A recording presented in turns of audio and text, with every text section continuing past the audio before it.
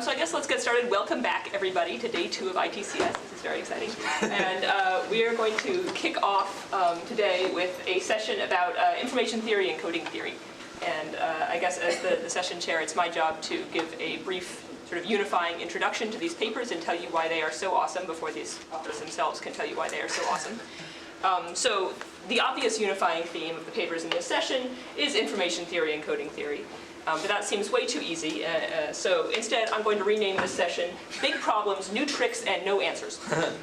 So let me tell you about all of the really cool papers we're going to hear, and the big problems they address, the new tricks they use, and the no answers that they do not give.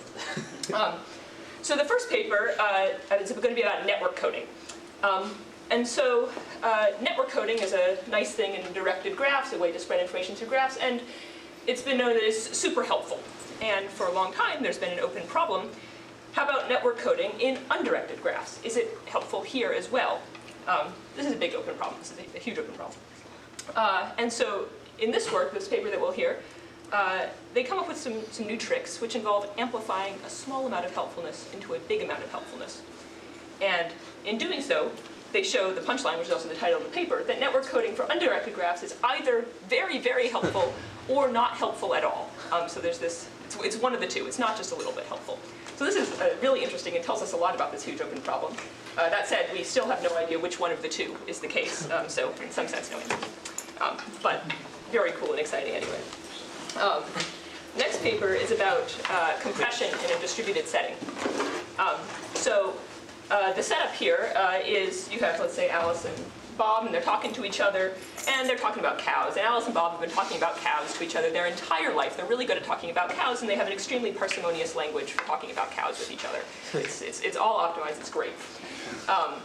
And they're going on their lives. This is awesome. And then, suddenly there's a new concept that needs to be expressed, and a new thing that they have to start having a conversation about. How do they learn a language for this? How do they somehow agree on a good scheme to talk about this? And the sort of the big open problem here, which is way bigger than theoretical computer science, how did language evolve? How did we manage to, I hope you're understanding the words that come out of my mouth. How did we achieve this? And this paper tackles this huge problem with some new tricks. So they introduce a new setting of distributed compression and show how it can be applied to problems like this. And they define the new framework, give a new algorithm. It's really cool. No answers. Well, in some sense, this is actually a pretty cool answer. Like, this is a really nice framework, really nice algorithm, very beautiful. But in some sense, this paper raises more questions than it answers. In both about the fundamentals of language and about what are other uses for this framework. So I'll just leave that as something that I can't express to you parsimoniously right now.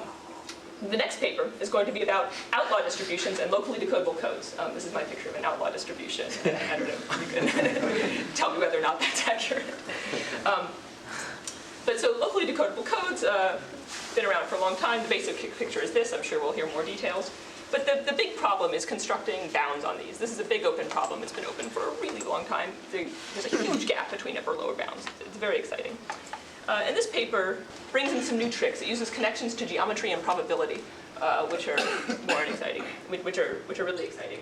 And what they do is they show an equivalence between locally decodable codes and something that they call outlaw distributions.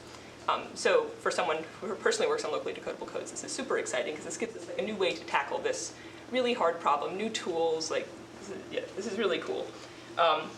Because essentially we've turned this old open problem into a new open problem. So new ways to think about it, still no answers. Okay. Next problem. Final problem in the session is about constant rate interactive coding. So in the interactive, you can imagine some interactive communication protocol where you get all these people talking to each other. And it's known that any such protocol can be made robust if everyone must talk in every round. So by robust, I mean robust to errors. So there's some good coding scheme. And the big question here is this true in general? What if I don't make this assumption that everyone must talk in every round? And so this paper brings in some new tricks from recent work in interactive communication.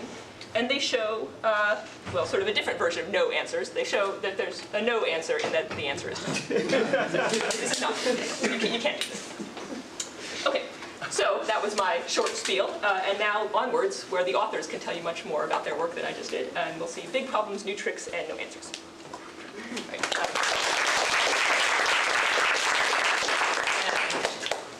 I'm told